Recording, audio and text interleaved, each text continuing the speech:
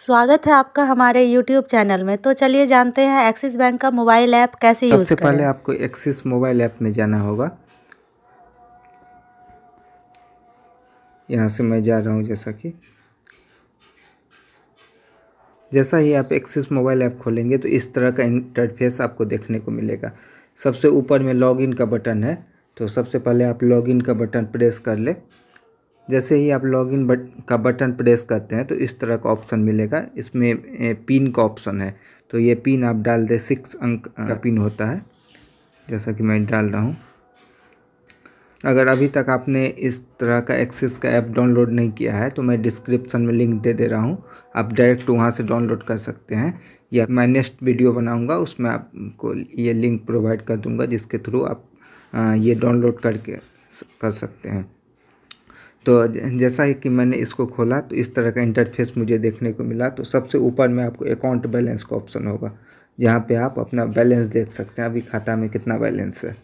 इसके बाद ये अकाउंट का ऑप्शन है, फंड ट्रांसफ़र, सब तरह का ऑप्शन यहाँ पे आपको देखने को मिलेगा। तो मान लीजिए मुझे इस अकाउंट से किसी दूसरे अकाउंट में पैसे भेजने हैं, तो सिंपली मैं फंड ट्रांसफ़र वाले पे क्लिक करूँगा। फंड ट्रांसफ़र पे क्लिक करते ही सबसे पहले आपको वैसे बेनिफिशियरी ऐड करना होगा, पेई ऐड करना होगा।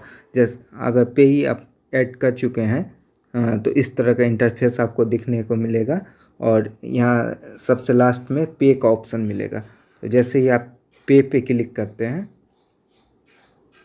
तो इस तरह से जो आपने पहले सेव किया है उसका डिटेल होगा, और इसमें 2 तरह का ऑप्शन होगा, पे नाउ।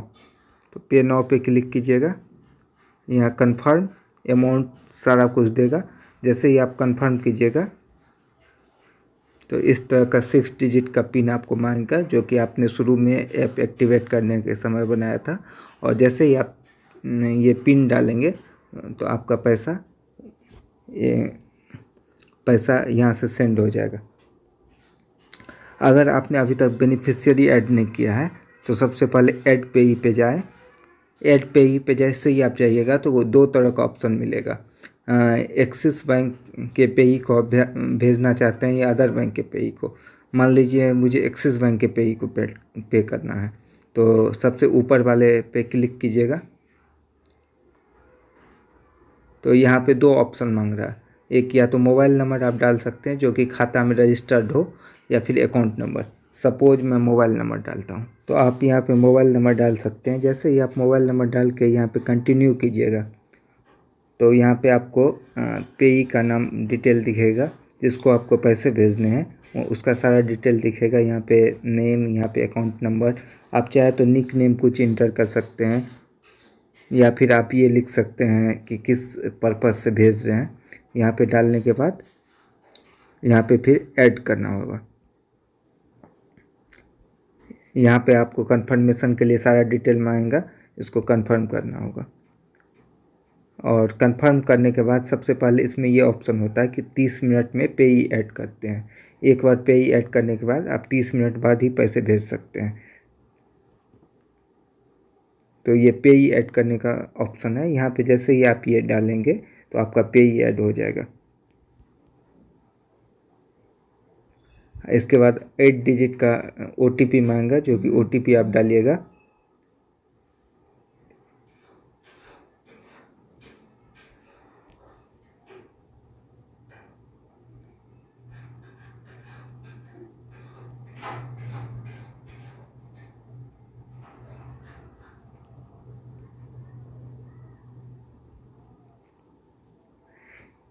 ये डालने के बाद आपको ये सक्सेस का ये आएगा। इसके बाद ये मैसेज आएगा, इससे आपको ये पता चलेगा कि आपने सक्सेसफुली पेई ऐड कर लिया है। अब आपने जो पेई ऐड किया वो आपको देखना है, तो 30 मिनट बाद यहाँ पे देख सकते हैं, सिंपल सा। और किस डेट को आपने ऐड किया वो भी दिखेगा। दूसरा हमारे पास ऑप्शन आता है कि हम दूसरे बैंक के अकाउंट में कैसे भेजें। सपोज एक्सिस बैंक का हमारा अकाउंट है, तो हम PNB SBI में कैसे भेजें। तो इसके लिए फिर से फंड ट्रांसफ़र में जाते हैं। फंड ट्रांसफ़र में जैसे ही आप जाते हैं तो इसमें सबसे पहले आपने जो पेई ऐड किया है वो यहाँ पे शो होगा। फिर से आप ऐड पेई में गए, वहाँ अदर बैंक पे ही है। तो अदर बैंक पे ही पे जैसे ही आप क्लिक करते हैं तो यहाँ सारा डिटेल खुलता है। तो वहाँ पे आपको पेई का अकाउंट नंबर डालना होता है, जैसे मैं डाल के दिखा दे रहा हूँ।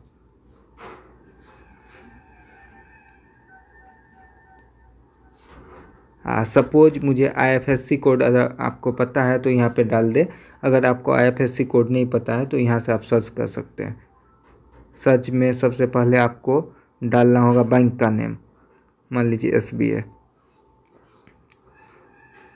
स्टेट।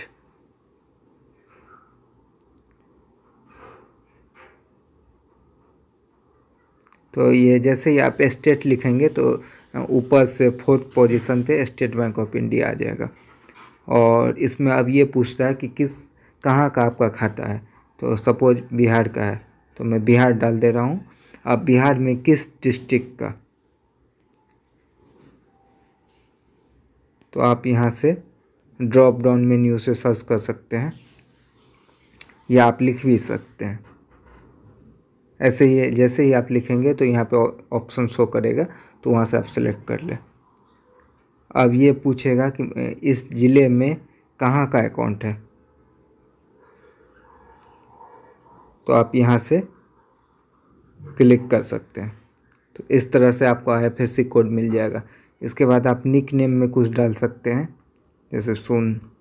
इसके बाद आप पेई नेम में डाल सकते हैं जो उसका अकाउंट में हो। इसके बाद आप मोबाइल नंबर डाल सकते हैं, ऑप्शनल नहीं, मोबाइल नंबर ऑप्शनल है, आप डाल भी सकते हैं नहीं भी। और जैसे ऐड करना चाहे तो ये सारा डिटेल हो जाएगा। इसके बाद कंफर्म करना है। कंफर्म करने के बाद 30 मिनट के बाद आप पैसे भेज सकते हैं, या ओके कर देना है। इसके बाद पिन डाल देना है। पिन डालने के बाद 8 डिजिट का कोड मांगेगा।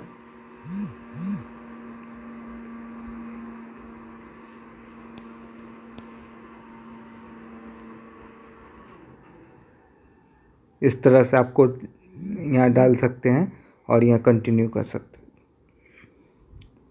इस तरह से आपको ये इंटरफेस दिखेगा, मतलब आपका पेई सक्सेसफुली ऐड हो चुका है। अब आप पे कर सकते हैं आधे घंटे के बाद।